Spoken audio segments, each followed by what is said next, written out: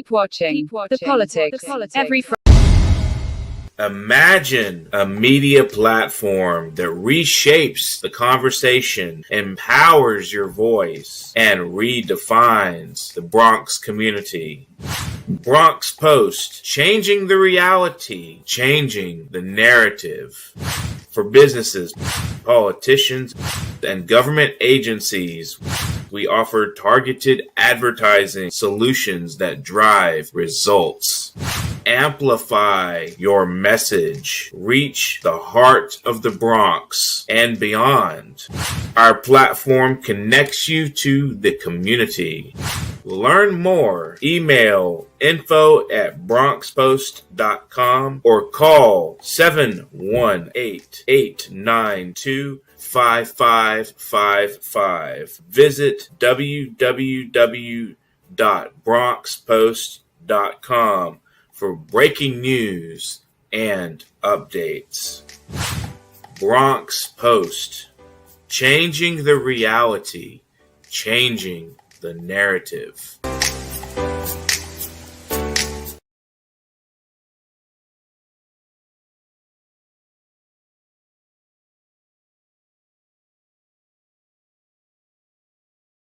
If we can get this, there we go. I'm a reporter, as you can see by my official New York City press card. I write for the Bronx Post, which you have seen our advertisement. We like this show. It is part of Parrot Media Corporation. I have a blog at www.100%.blogspot.com and Facebook pages 100% and what is going on in your local community board. The views expressed on this show are that of the host, any guest, or anyone commenting at the bottom of the screen, and not necessarily that of Parrot Media Corporation. Let's go to a weather report as higher temperatures are coming back. Today, Friday, the high will get close to 40 with some light rain or snow overnight as it gets colder overnight. Saturday, Valentine's Day, the high should get up to 44. It will go down to 41 on Sunday and back up to 43 on Monday. And we should be getting close to 50 on Tuesday and Wednesday. Now, let me introduce my guest, Anthony Rivieccio, who is taking time out away from his tax season to be here with me. And Anthony will become the co-host of a new Talking Politics show next week. And you may have seen the new banner already. Welcome, Anthony. Oh, you look better today, Anthony. You look very professional. How are you? I can't hear you. You're muted. Unmute yourself. We'll hold while he's unmuting himself. Let me tell you. Oh, there we go. Okay, how are you? All right. Don't you just love this 23rd century technology that's 5 minutes late? Well, don't blame me. I'm here. I got you. And I know you were in the room too. Okay. At Mount Sinai, Morningside, and West, and Montefiore Einstein, nurses voted to approve their contracts Wednesday evening and will return to work tomorrow. However, nurses in New York Presbyterian rejected a tentative contract agreement by an overwhelmingly margin Wednesday, voting to extend their strike. Out of approximately 4,200 nurses who were eligible to cast ballots, 3,099 voted to reject the deal and 867 voted to approve it, so they are still on strike. Nancy Hagans, the New York State Nurses Association president, called on the hospital to agree to a fair contract and bring all nurses back to work. The nurses' strike, which began on January 12th, has been the longest and the largest of its kind in New York City. Any comment on the nurses' strike, Anthony? I feel so bad for them. I really do. To start the argument, which is a legitimate argument, you want higher wages. You deserve higher wages. I don't know if 10% a year for 3 years is high or too little or too much, but that's what they wanted. Once that argument fell through, they started talking about working conditions, employee benefits. And then all of a sudden we got back to the real deal, right? Which was the actual money. Mm-hmm. And it turned out to be a 3-year, 12%. All right, well, let's move on to some national news. It appears that the UN is reducing its footprint in New York City in recent years, with agencies moving people to other locations. there's a chance for even bigger blows to its presence in New York amid budget concerns prompted by unpaid membership dues of more than $2 billion owed to the UN, primarily owed by the United States. The New York Times, citing senior UN officials, reported that one option is closing its headquarters on the East River. A United Nations spokesman said that it is not speculating on what the organization might do in the future. For now, it is expecting members to pay their dues on time. President Donald Trump pushed back against the idea of a Big Apple exit in an interview with Politico over the weekend. I don't think it's appropriate. The UN is not leaving New York, and it's not leaving the United States, he said, because the UN has tremendous potential. But even if the headquarters stays put, that doesn't mean everybody who works at the UN will. And we're going to move on to, I'll get to Anthony in a moment. We're going to move on to 26 Federal Plaza, where Trump administration attorneys admitted in federal court Monday that they were detaining immigrants on another floor at 26 Federal Plaza. If you remember, we had some of our local politicians, including Brad Lander and Gustavo Rivera. Brad Lander was arrested, and he is going to court soon. Now, their federal judge's order last summer, which mandated capacity restrictions and improved conditions, applied to any person detained by ICE at 26 Federal Plaza and didn't specify a particular floor in a building. But ICE has interpreted the order to apply to just one floor of the building, while conceding it has been keeping immigrants on a separate floor, where government lawyer says Monday they don't have to abide by the judge's restrictions. When the judge asked directly, are you holding them on another floor? Are they being held on other floors? The Southern District Attorney representing the Trump administration replied, the short answer is yes. Now, it doesn't matter, Anthony, what floor they're kept on. No. As long as they have the bathroom. Let's move on to Howard Lutnick. Commerce Secretary Howard Lutnick appeared before a Senate Appropriations Subcommittee Tuesday to talk about broadband funding, but Democrats used the forum to take him to task. Now, I'm sure when Howard got out of his meeting you're about ready to talk about, I'm sure he had to use the bathroom. Over his ties to Jeffrey Epstein, which continued even after the late financier had been convicted of sex crime, Political reports. The Commerce Secretary, who lived next door to Epstein's Upper East Side mansion, professed in October that he had cut ties with the disgraced financier in 2005, years before Epstein was convicted of soliciting a minor for prostitution. But that claim was undermined when the Justice Department last week released a tranche of millions of documents related to the investigation into Epstein. Emails in the files show that Lutnick and Epstein interacted several times after Lutnick said they had cut contact. Senator Jeff Murphy, a Democrat from Oregon, laid out 8 of such instances and cautioned that it was probably not a full and complete accounting. You totally misrepresented the extent of your relationship with him, to Congress, to the American people, and to the survivors of his despicable crime and predatory acts, Senator Chris Van Hollen, a Democrat of Maryland, told Lutnick, though he added there is no indication that Lutnick engaged in any wrongdoing. Lutnick has faced bipartisan calls to resign, confirmed to the panel that he had lunch with Epstein for an hour in 2012, alongside his wife, his children, nannies. He added that he barely had anything to do with Epstein. I don't recall why we did it, but we did it, Lutnick told the committee. He emphasized there was nothing untold about the meal. By the way, are you in the Epstein files, Anthony? I know I'm not. Well, I didn't go there, but I could be. Okay, let's move on. The Epstein files do go beyond Margot, right? Margot Lago or whatever that was called. Let's go on to one of your favorite topics. Think the Epstein files come as far as the Bronx? I wouldn't be surprised if there are some Bronx current or previous elected officials in there. I would not be surprised. So if we say then, for example, I don't know if you're aware, I think some of your audience might be aware that I understand a high-powered executive from Goldman Sachs, someone second, third in command, who's a woman, happened to resign voluntarily, wasn't forced, but being on Wall Street, I know how that goes too. But basically resigned because they seem to have had a friendship. She seemed to have had a friendship with members of the Epstein family. So you don't think someone that high in Bronx muckety muck circles? Well, I it's don't Anthony. Remember, it was reported that our current mayor's mother had ties to Jeffrey Epstein. All right. Who was that? Let's move on to another one of your favorite topics, Pam. Wait, who was that? Wait, who was that? What? Who was that?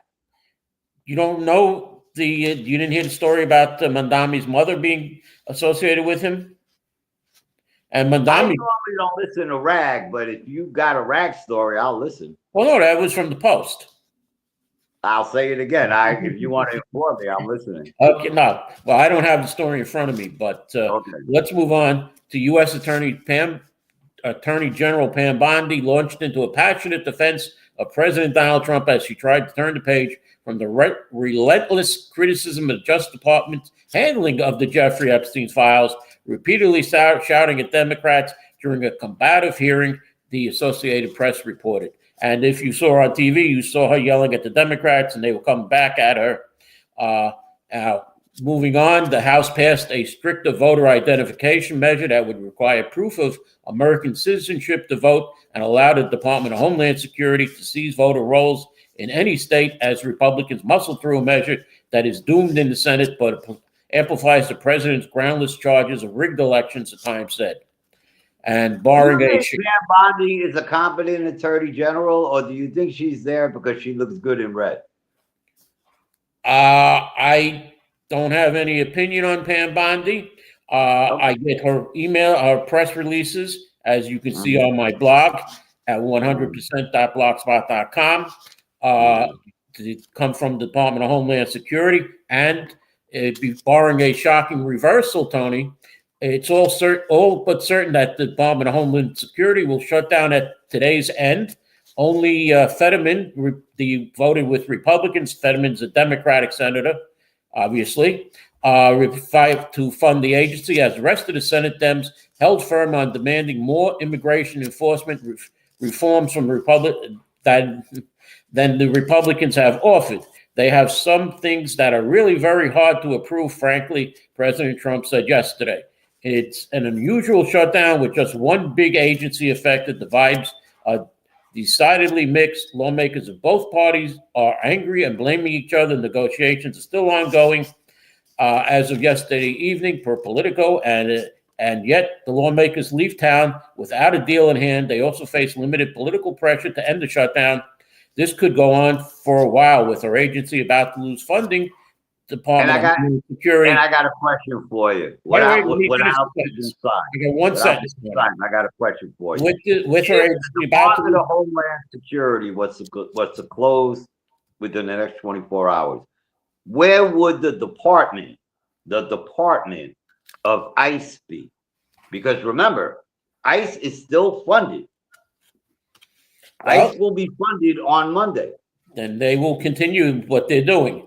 But let me just say, where are they going to continue it? You just said the Department of Homeland Security, where their offices were located, will now be closed. I'm sure they'll be operating out of So now, where will they be? Is that better or worse? You see how stupid our America is sometimes, right? We now have a department that everybody was mad at, that now nobody's going to control because the Department of Homeland Security is going to be closed, right? But ICE is still funded as per the big, beautiful bill.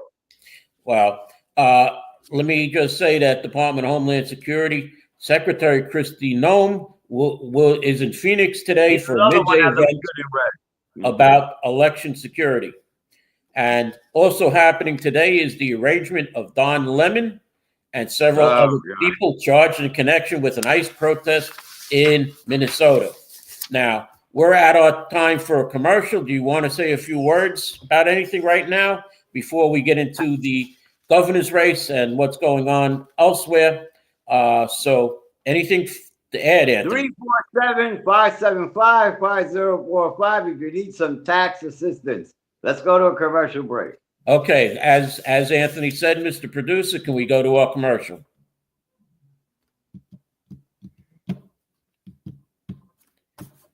Okay, obviously. I'll be late too.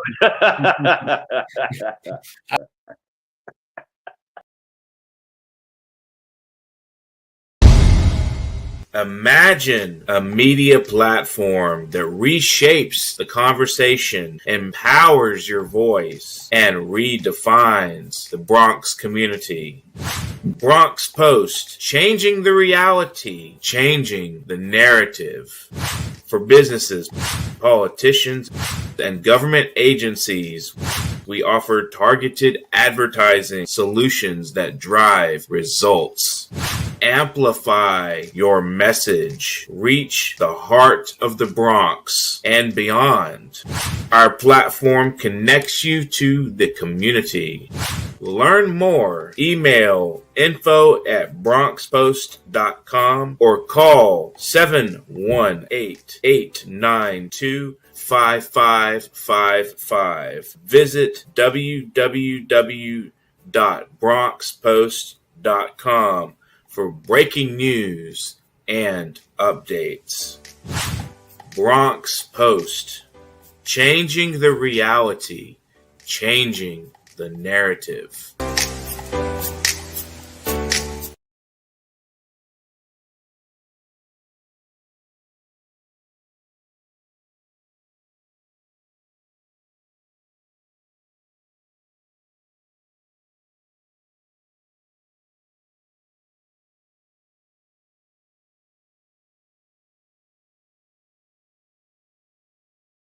To the weather report. Okay, here I am. Can we get Anthony back with me? Anthony, are you with me still? Yeah, there we go. I'm late, but I'm here. Okay, as I say on Channel 2 News, the reporter was talking, and he was supposed to switch over to the weatherman, and the camera, they switched a different camera on the host, on the commentator, and she's over there combing her hair while she's on air. So it happens to the best of them. This is Channel 2 News. Okay, and you've seen on Facebook all these other things that happen on live TV. As long as the live right now. As long as the producer doesn't take a shot at me scratching my balls, we're all right. Who do you think you are, Bad Bunny? That too. Okay. Let's get to some state news. Lieutenant Anthony Delgado has announced that he's ending his campaign for governor. After much consideration, I've concluded that it simply is no viable path forward, he wrote in a statement on X. Although my campaign has come to an end, I fully intend to do all I can in our effort to build a more humane, affordable, and equitable state that serves New Yorkers. The decision came a mere week after Delgado announced his running mate, one-time Buffalo mayoral candidate, Democratic Socialist India Walton. Until days ago, Delgado had said he intended to petition his way onto the ballot after he did not earn enough support to gain access for automatic ballot access on the state Democratic nominating convention on Friday. Kathy Hochul received 85%. Delgado received 15%. You need 25% or more to be automatically on the ballot. He also decided, it appears that the lieutenant governor did not earn the support of the Progressive Working Families Party on Saturday, a week ago, which may have served as the final nail in his coffin. They have decided to put a placeholder instead, and who knows who they'll took. And Delgado also faced insurmountable polling numbers. He was down 64% for Hochul to 11% for Delgado. Now, with the departure of Anthony Delgado, the decision to quit the race forces Kathy Hochul to forfeit over a third of a $20 million war chest. When candidates are running for governor, they're allowed to get $9,000 per donor for each election. They can get one donation of the size for the primary, another for the general, and Hochul has taken full advantage of those limits, raising between $9,001 and $18,000 from around 1,100 individuals. That money is the money in excess of the general limit, adds up to about $7.5 million that she's going to have to return unless somebody mounts a surprise primary challenge before petitions are due in April, and she'll need to return the surplus to donors. Now, it appears that John Samuelson, the international president of TWU, that represents 60,000 subway, rail, bus, and airline workers in New York, said his union will not back Governor Hochul's reelection amid disputes over labor issues. And we're going to get on to one of Anthony's favorite topics here, as Governor Hochul signed a bill Wednesday to provide a legislative fix for a regulatory mishap that threatened more than 100 cannabis licenses. The Office of Cannabis Management originally told applicants that their businesses must be at least 500 feet from a school, measured door to door, but in an about face last summer, the agency said it had erred in approving dispensary locations using door to door measuring standards than that the law required measuring from a school's property line. That change jeopardized the stores of more than 100 entrepreneurs. The dispensary owners will now be able to stay in their locations thanks to bills introduced by one of your best friends, State Senator Liz Kruger, and Assembly Member Stephanie Zinneman. Any comment on the bill and the signature of Well, Kathy? as far as the friendship part, I do know them. I wouldn't say we're the best of friends. That's another story. As far as the bill goes, all I got to say about the bill is that it should come with a lighter. Well, if you remember, I told you Gustavo Rivera promised to get me some good stuff. Well, that was back in December. We're in the new year, Gustavo. When am I going to get this stuff? Have you gotten it yet? No, I haven't. And I want to see, give you a little bit so you can tell me how good it is. Okay, well, why don't you sample it for me? Well, we haven't gotten it. Next time I see Gustavo Rivera, I'm going to remind him. Gustavo, where is it? Is it a possibility that I might see you before you see Gustavo? We might. Okay, then I'll bring you the little pipe so you can sample it. Well, I don't like this. I've been around you for the past, 25 years? Probably. Anthony and I used to play poker together. And I'm just going to leave it at that. I have never. I don't. We should open up our own cannabis shop, so at least that way we'll have money to reinstitute the poker game. You're right, and we could have it in the back room. But let's move on to State Senator Deputy Majority Leader Michael Gianaris announced on Monday that he will not run for re-election and instead retire at the end of the year. Gianaris is currently the second most powerful Democrat in the state Senate, behind only Senate Majority Leader Andrea Stewart-Cousins. More than 25 years representing the people of Western Queens in the state, in the Senate and Assembly, I've decided not to seek re-election in 2026, Gianaris said in a statement posted on X. Serving as deputy leader has been the greatest, serving as deputy leader of the state Senate's largest ever majority and highest ranking senator from New York for the past 8 years has been more rewarding than I can ever imagine.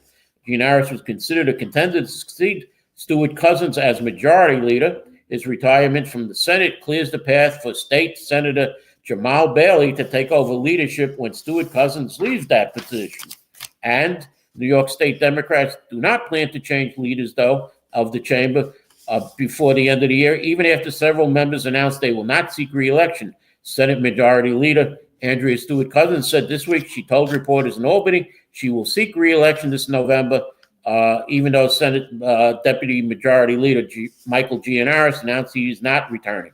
Stewart-Cousins has led the Senate since the party took the majority in 2019.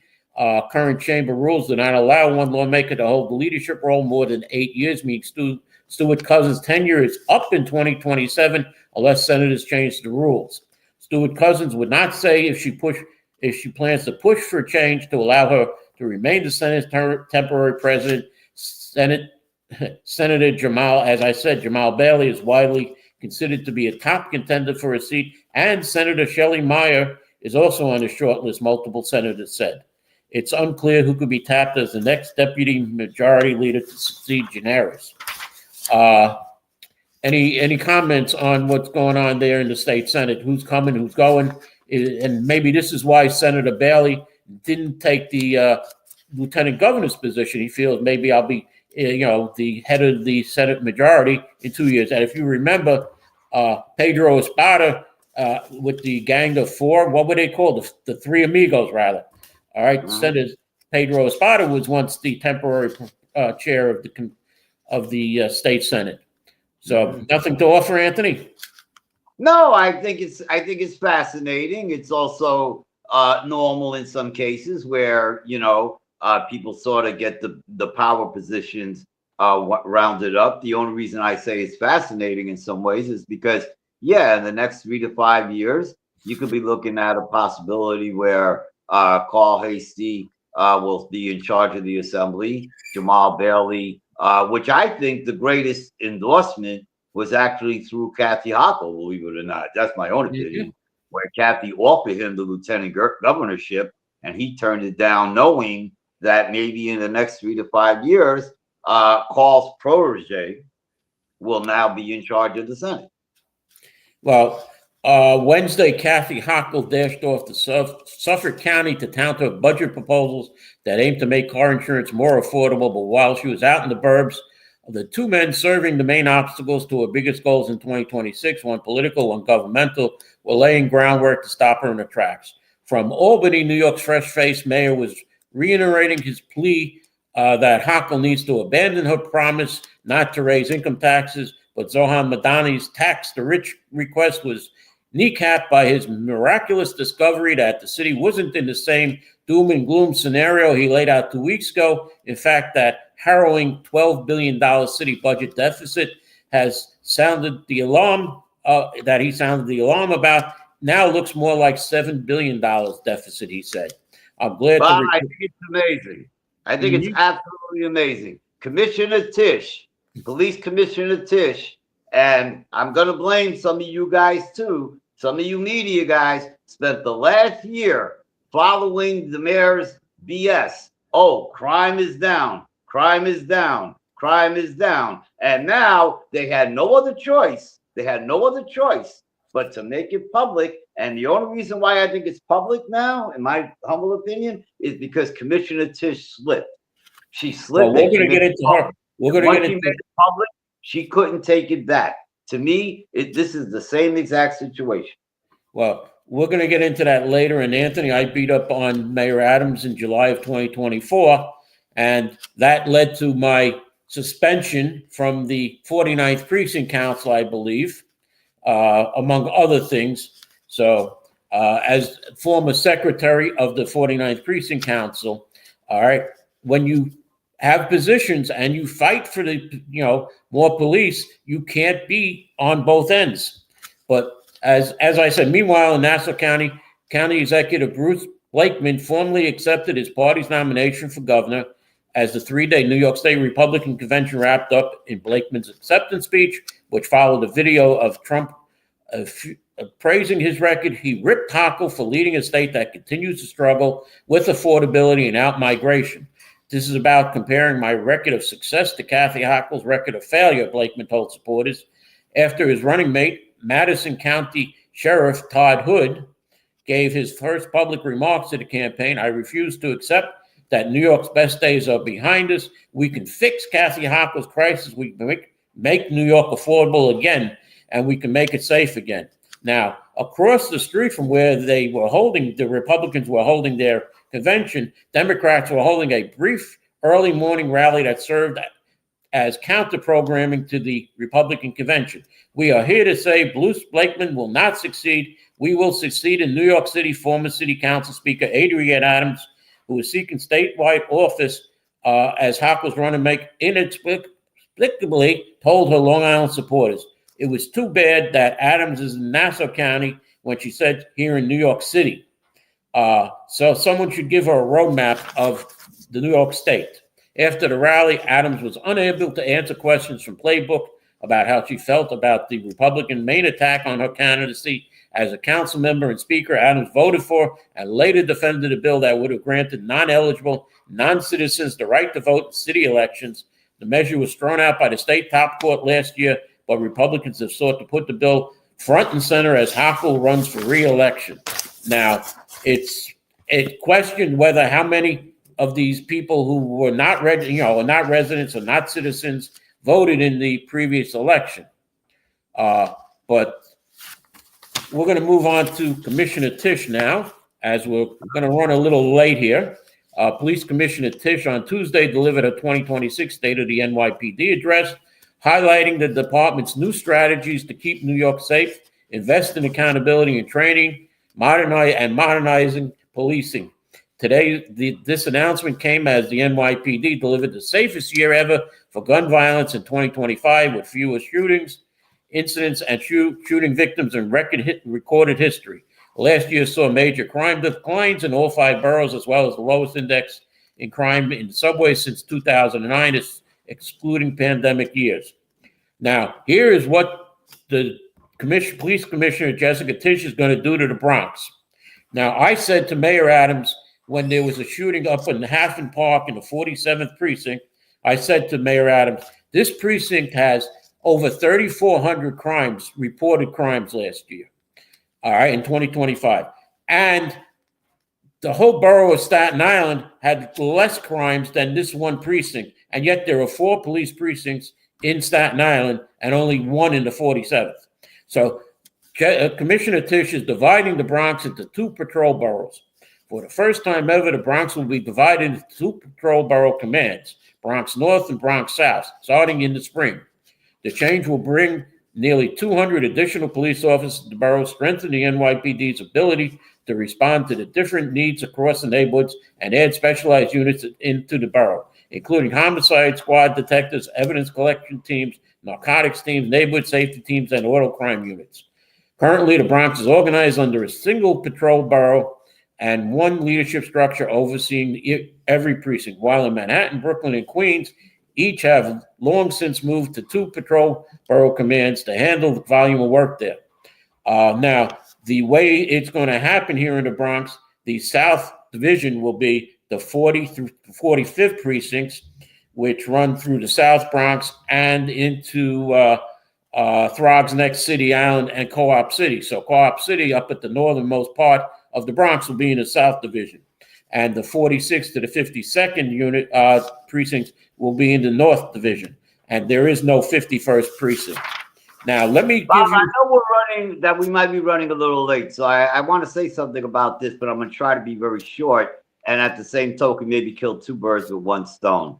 We're going to be having a new show next week, and what I'm hoping to do with my segment of the show is to talk a little more about the power and lack of power of micro county government. So, for example, community boards. Now, the only reason I'm bringing this up now is because I'm going to use your community board as a perfect example of what you just described as a layer of waste. Okay? Your community board, and you said this on your show over the years, has had both an executive board and a leadership board. And it's had it for many years, right? It's had it for decades. And now in the last year, your community board has decided quietly, right? Because they didn't announce it or anything, but they decided, okay, we're going to keep the leadership. That will be our executive board. And we'll not, and we'll get rid quietly of the other board. What am I suggesting? The same thing. What you just described was another layer of government, another layer of bureaucracy. South Bronx, North Bronx. The numbers are the numbers. All you're doing is reshuffling the numbers. Solve the problem. Well, the thing is, the captain of the 49th precinct was at the Pelham Parkway Neighborhood Association meeting this past week, and she said as soon as we get new officers, they're taken away for other details. For instance, in the spring, you'll have Yankee Stadium, you'll have Orchard Beach, and other details. Now, and I did an analysis of the crimes. In the Bronx South, there were 15,258 crimes in those 6 precincts in 2025. These are reported crimes. In the Bronx North part, there were 15,000. Yeah, but wait a minute. You're speaking up for your deputy inspector. No, wait. Let me finish. Let me ask you a question. If we got your deputy inspector, or better yet, can we call your deputy inspector and ask her to come on this show and make a public pronouncement for more people? Well, this was every precinct. Do that, or is she going to be willing to do? From what I understand, she's been very popular with photo ops in your area. She's getting very good at the posing. Is she willing to come on this show and publicly advocate for more cops? Well, we do that. I've done it with the mayor. I did it with Mayor Adams. This is her precinct. This is her. It's not your precinct. It's her precinct. Is she willing to do that? I will ask him. Okay, let me continue though. Okay, the Bronx had a total of 30,314 reported crimes. And I'll get to why I'm saying reported in a minute. In Queens, Queens South had 11,126 crimes in 9 precincts. And Queens North had 15,272 crimes in 8 precincts, for a total of 26,399 crimes in 17 precincts. Bronx has 4,000 more almost. In Brooklyn South, there were 14,905 for 13 precincts. Brooklyn North had 16,086 in 13 precincts. So in all the 26 precincts, there were 30,991, maybe 1,000 more than the Bronx. And they had 26 precincts. Manhattan South, 16,837 in 10 precincts. Manhattan North, 13,450 in 12 precincts. 22 precincts, 30,287 crimes, less than the Bronx. We don't need to have North and South, or if we're gonna, we need more precincts. We need to add a precinct or 2 in each of the divisions. It's not fair. She's saying we need to have 2, North and South, because all the other boroughs except for Staten Island are divided. I don't disagree with it. I don't disagree with you at all. But what I think you're not doing in your analysis is, we can't speak for the other boroughs unless you've done the analysis. But here in the Bronx, we already know that the numbers might be correct, but the analysis isn't. What I mean by that is this: Tremont Avenue, Grand Concourse. Simple question: is that north or south? I know what it was up until 2025. If it's the 46th precinct, it'll be in the North Division. Like I said, Co-op City is in the South Division. So prior to 2026, prior to this edict, it's always been considered a southern area. Now, don't get me wrong. I don't care if it's north, south, east, west, whatever. But when you say Manhattan North has this number, well, do we really know today if it's the North or not? Let me just say one thing. This is reported crime, Anthony. When Bill de Blasio was mayor and Dermot Shea was his police commissioner, I asked Commissioner Shea, okay, this is reported crime. How much crime is not reported? And his answer was, well, there's no way to gauge how much crime does not get reported, but I can say much crime gets unreported, goes unreported. Okay, so we can probably take at least 25% and add it into those numbers, especially in the Bronx, maybe 30 or more, because somebody, if their car is broken into, they're not going to report it. They're going to just fix the car. And, why? Because their insurance rates will go up. People, if they're accosted on the street or they ask for money, they're not going to, they'll say, here's $5.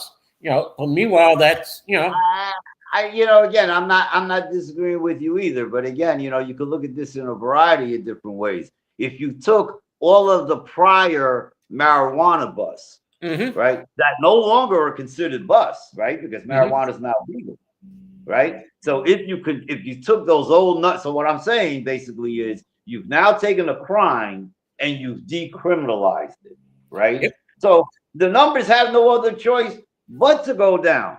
Right. So when you tell me they're still going up,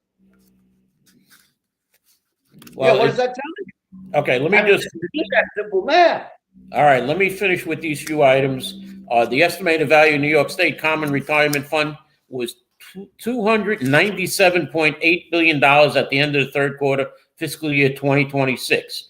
The March 31st audit of last year, the value was $273.1 billion. It had an estimated growth of 2.4%, the controller said. Now, is that a good growth for the New York State Pension Fund? You're shaking your head no. We'll get into this in a future show then, okay? Because I have some more. Let me just say quickly, because, and I'm going to try to say this as non-political as possible, because when you talk about the controller, in my opinion, when you talk about the budget, in my opinion, when you talk about this situation, in my opinion, you're talking investment practice, investment performance. To answer your question very simply, I'm sure all employees of New York City, New York State would like to match the same amount of interest that they could get at a place called Wall Street or at a place at their own financial institution, whether it's a big bank or a local bank. Right now, people are getting 15 to 20% a year in stock related accounts. Now, exactly what true. Now, yes, it's true. There could be some mandates on the money, some restrictions. Again, now this is where the politicalness comes into play. But very simply, I would say that is a terrible performance. And what makes it even worse is that it's not an anomaly. Because if you look at their financial report year after year after year, they have had bad reporting, bad performance, I should say, for the last several years. And guess what? Part of that bad performance is that a firm like mine, right, has been charging the city abnormal fees. Abnormal fees to help them with bad portfolio management. Millions of dollars. All right. Department of Motor Vehicle offices in New York will close later today. Something there, Bob? Could you tell them I'm available to give them bad performance management? All right, let me continue. They will close today until Wednesday for technical upgrades. Next item is the New York City death toll from the recent stretch of extreme cold has risen to 19 after a man was found unresponsive on the street under the Manhattan Bridge Tuesday night, a City Hall official said. And rodent experts say the prolonged cold weather in New York City could kill some rats and cause other rats to have fewer babies, resulting in a smaller rat population in the spring, the New York Times writes. I don't believe that. My landlord is still alive. And Molly Wasso Park, the head of New York City's Homeless Services and Public Benefits Program, has submitted her resignation to the Mandami administration. And confronting a grim picture in his second month as mayor, Zohan Madani no longer intends to back the growth of the $1 billion plus initiative known as City Chefs, despite a plan passed by the city council and upheld in the court, the Times reports. And Mayor Mandami is expected to announce that his administration will build bus and bike lane projects in his predecessor's administration derailed like Fordham Road. Now, the mayor is going to he's in the Bronx right now. I would have been there, but we have the show. And I wonder if Councilman Oswald Felice is going to be there because he's the one who derailed that Fordham Road bus lane. So we'll see what happens. I know, I don't see our friend Kevin Diola commenting, so he must be there. And I'm going to end with this because this has been going on for weeks now. This is a photo of a woman, the co-president of the Bronx Republican Club. Her name is Rochelle, pointing her second finger to Jumaane Williams. Now, the Bronx Times public advocate Jumaane Williams approached the group. Here's the Bronx Times article. Okay. Public advocate Jumaane Williams approached a group of 3 women, but one called Williams a liar and flipped the middle finger as the group left. And there's a comment on Facebook from a Miss Diana Finch to Irene Estrada. As long as those opposed to Just Home continue to act like this article documents, giving Jumaane Williams the finger because they don't like what he says, you are going to have a real challenge in your fight. Now, I've had Rochelle on the show.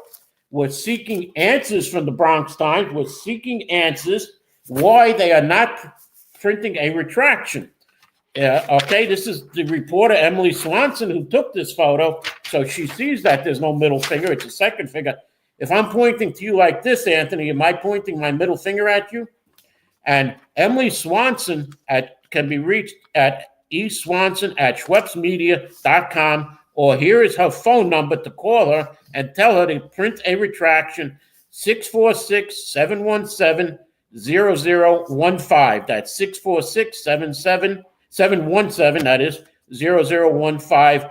Tell the Bronx Times, tell this reporter to print a retraction, and that's it for me. Anthony, anything to conclude? Thank you for having me on the show. make sure when you call her that you say Robert Press said hello. and let's not forget, next week we're going to have a new format. Do you want to talk about the new format, Anthony? Real quickly, we're going to have a new format. And Bob, I want to thank you for working on popular demand. It seems like people want us to work together. I wanted to put a little more of a different type of meat on the show. So instead of ham and cheese, we're going to put ham, cheese, and a little bit of salami and pastrami. So that pastrami is going to be, again, as I said, more micro local based. So you heard me mention community boards a moment ago. It's not just going to be community boards. Maybe we'll talk about precinct councils. And because we have 10 districts in the Bronx, we should talk about all 10, whether they're community boards or precinct councils. Well, talk about what they do, what's happening within that community, and certain projects that are that could be at that community board's attention.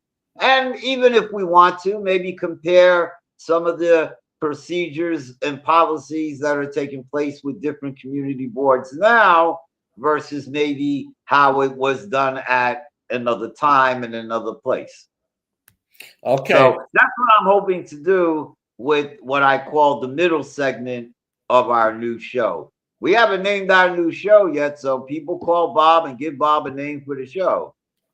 And well, let's just say it's going to be the new Talking Politics. And I want to thank everybody for watching. I want to thank my guest, Anthony Rivieccio. And that's it for today. We'll see you on Talking Politics mean we'll be on time? We'll see you next week. In a world where the quality of information available to poorer communities is doctored, tainted, and sometimes regressive, where the words fake news have come to mean other people's opinions, it is vital to rely on news platform with journalists who have feet on the ground and can report the truth. New York Parrot, a New York-based national and global news outlet, is changing the narratives of media operations. We focus on the news that matters, like self-empowerment, entrepreneurship, finances, health, security, politics, and more. We strive to curb violence, racial and economic discrimination, and to promote peace and socio-economic development of multiculturally diverse world.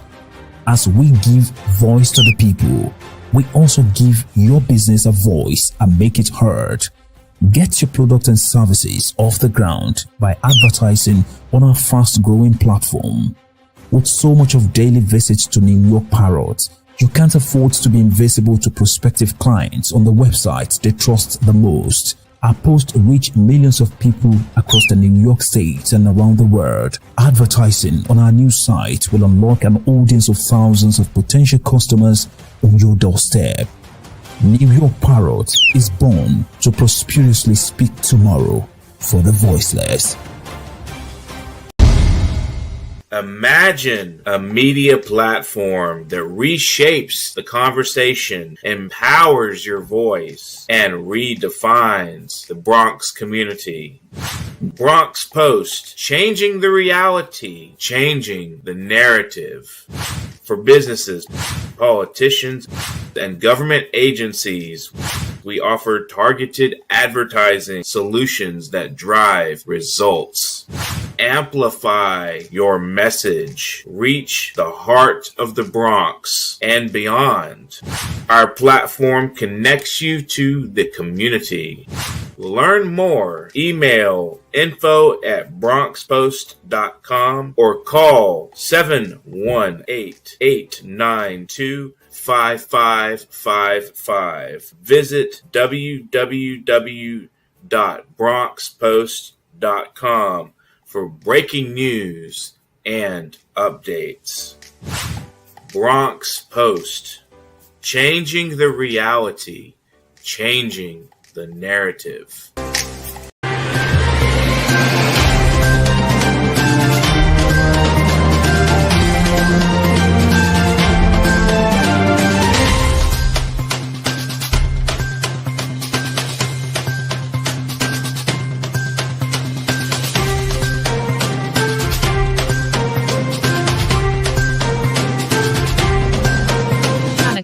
Keep Keep watching. The politics.